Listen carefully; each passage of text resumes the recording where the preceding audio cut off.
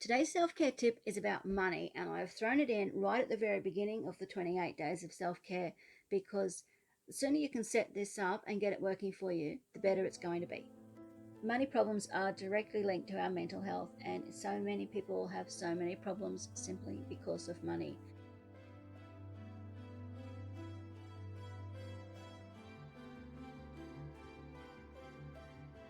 But today I wanted to show you a few things that I've been doing for years now that really over time helped me get my finances in order.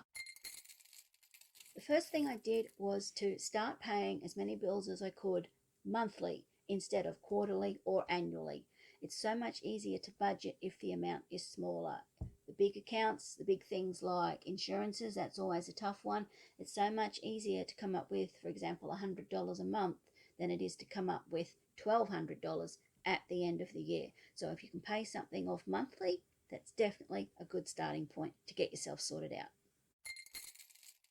The second thing I did was to start paying some of my accounts in advance. I just contacted the company and said, hey, look, I want to start paying a little bit to you each week, each fortnight, each month, whatever works for you. And instead of the bill coming in or a huge amount, they just deduct that amount each fortnight. And by the time the bill comes in, it's down to a small amount, or sometimes they even owe me money because I've already paid them more than the bill that has come in. So that is another way that you can get a grasp on those big bills. And the third thing that I've been doing for a few years now, which has been a really big savior, is I set up a few subsidiary accounts running off of my main banking account. A lot of you are going to be old enough to remember when our parents got paid in cash at the end of the week. My mother would take that cash and she would divide it up into little bottles. She had a jar in the cupboard, a jar for everything, full of money. So I've taken that idea and I've given it a bit of a modern spin, and I've opened up several subsidiary accounts off of my main account.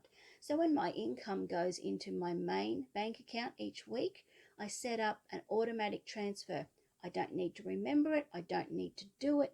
It happens by itself, and I transfer a small amount from my main account into these smaller accounts. And over time, this amount builds up. The first cycle of bills, you're probably not going to see much difference because it takes time to accumulate, because you're also taking money out of here to put it in here, which means you've got less to play with. So the first cycle of bills is going to be a little bit tough. Over time, you'll end up with a larger amount in these subsidiary accounts dedicated to whatever you want them to be dedicated to.